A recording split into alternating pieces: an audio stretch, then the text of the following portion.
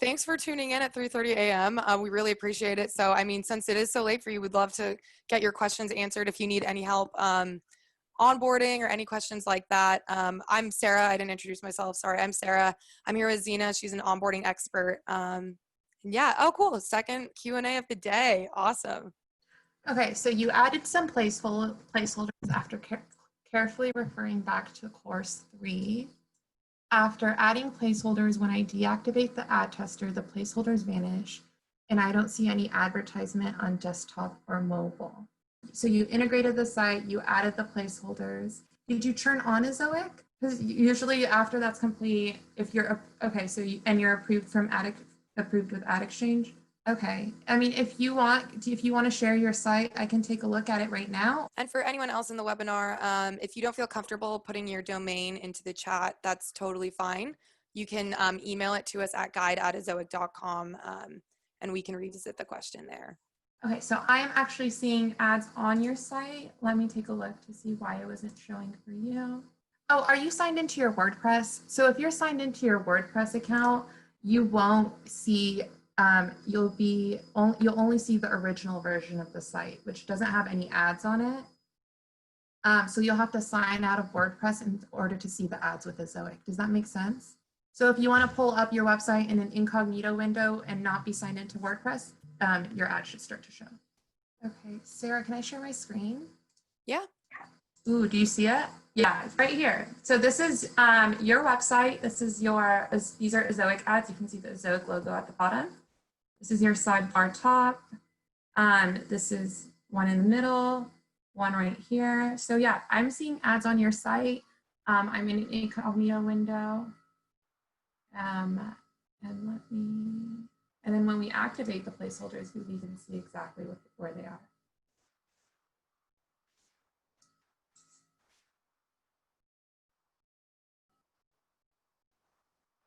There you go. So this sidebar location we just saw on the live site.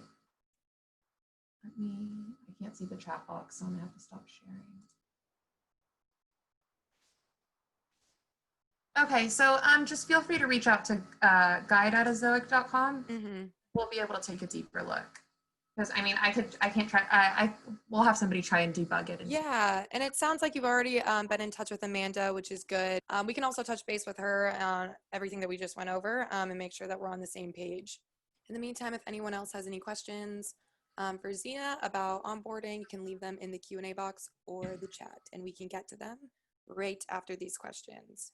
Okay, so I can emulate the mobile version on my desktop, and I can see that it works as well. And then I'll go ahead and just send Amanda a screenshot so she can share it with you. Oh, Jackie, I added a placeholder, and when I looked at my site on desktop, Ezoic is putting square in content ads, not a particular attractive layout. Is that the best format for monetization? So best leave it and let Ezoic figure out what's best. Did you add a square in content placeholder on your site? So Ezoic system should only show ads where there are placeholders. So if you put in an in-content placeholder, then Ezoic would test that location for each user coming to the site. And for what's the best format for monetization, I mean, it's different for each user. I might go to your website and I might prefer to see ads in content because I hate when I have ads at the top of the page or in the sidebar and I can't read the title or the beginning of content, but I know like Sarah might shop at Nordstrom a lot and she wants to see that big Nordstrom ad at the page. So, I mean, every user is different and they engage with ads more. I might generate you more views seeing that impression in the content or more revenue seeing that impression in the content. Sarah might generate more revenue clicking on that Nordstrom ad. So our system will consider all of that in the optimization. I hope that helps, Jackie. Okay, so you think you didn't put specifically square ones. Our system has presets. So I think the in-content preset sizes includes the square location, and I would recommend you keep it because that's a standard size for most advertisers. So you want to make sure that you're serving that ad for the advertisers who want to pay the most for it. Okay, yeah, Jackie, let us know if you have any other questions. Prabhat, I don't have the ad tester app under my monetization. I was looking at that and I see that too. I'm gonna go ahead and have Amanda look into that for you, but we can solve that by the end of today. Jackie, I am including an article, a support article in the chat. It is best practices for placeholders and just ad tester in general. So you can look in there. If there is a particular ad location that you really, really don't want on your page, you can remove that placeholder. But there's a ton more information in that article if you'd like to check it out. So Jackie says she disabled Jetpack because of problems getting things off the ground. Now I'm really missing my statistics. Will Ezoic eventually reflect my statistic history or no? I'm actually interested in hearing a little bit more about that. Jackie, can you let us know what statistics you are missing with Jetpack? Daily information on visitors. So you should also see that in our big data analytics. If you go into log into your dashboard, there's a tab called analytics, right, where you'll see like monetization, speed, SEO. And that will allow you to see your historical data. So what happened yesterday on your site, what happened last week on your site. We also have real-time data. So you can see how many people are on your site in this moment.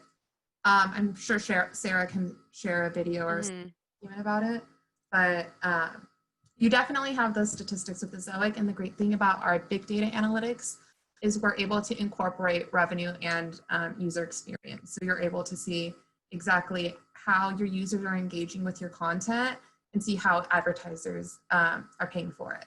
So you could find out that your advertisers might pay more for a certain type of content versus other kinds of content, and you could assess your content strategy after that. So you'll definitely have the stats that you had and then some. So I'm looking at a website right now, so you can look at the big data analytics. The real time is to see your current stats, and then we have reports for historical stats.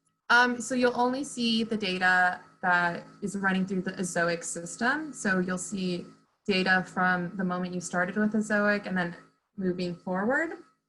But you won't see anything past that historical data. Did you get a chance to download your Jetpack data before canceling it? Or can you reach out to them to get your historical data? I think that might be the best way to get that historical data and then use Ezoic to track moving forward. Mm-hmm. And I don't know if you saw in the chat, but I also just included a link to our knowledge base for big data analytics. And all of these articles will explain what each of the reports inside of big data analytics does and how to get there from your dashboard. So you deactivated AMP and all other optimization plugins on WordPress. How do I get the AMP version of my site here? Is there a reason you want to use AMP? Because we found that although AMP is good for certain news sites because it helps with Google News rankings, on regular sites or like blogs, it's not very beneficial because I think it's like you generate 60% of your mobile revenue of what you would have generated regular mobile pages. So, and it doesn't provide a substantial user experience improvement. So it's always, honestly, it's up to you based on your site needs, but for monetization, we found that AMP isn't the best. Got a notice from Google Search Console that AMP is missing. Will this affect in indexing and ranking, I guess?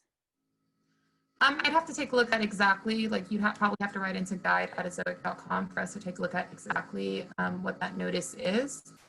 But if you have, I mean, yeah, I wouldn't be able to know if it's impacting your indexing or ranking without more information about exactly what notice you're seeing. Okay, so you turned on Site Speed Accelerator, but your page speed and site scores remain the same. Okay, I am seeing a lower score. It might have to be with the settings that you have. You want to make sure that you're using all of the recommended settings to improve your site speed. And then we're gonna have to like look at your case specifically as to why you're not seeing the uplift that you're expecting, but I'm sure it's just a couple of things we have to switch and change, and then it'll be fine. Yeah, so like I said, we're gonna have to take a look at your account specifically. So after this call, we'll reach out to you, or you can reach out to guide@azoic.com, and then we'll be able to help you out. I'm sending a link now to a video tutorial that's troubleshooting the Site Speed Accelerator. We do have a really helpful video tutorial. Does anyone have any other questions for us? If there aren't any more questions, I'll just give it about one more minute.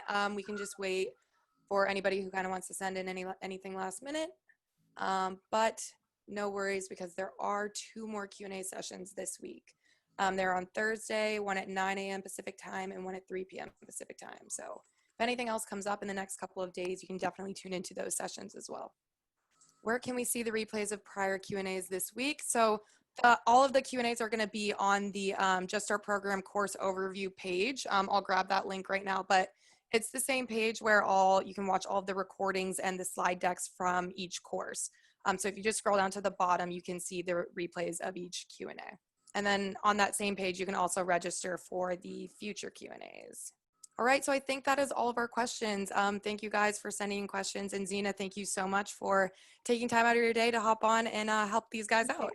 I have fun. Thanks, guys. All right, thank you guys. I will add, if you do have any other questions before the other Q&As, you can always go to our knowledge base, support.azoic.com.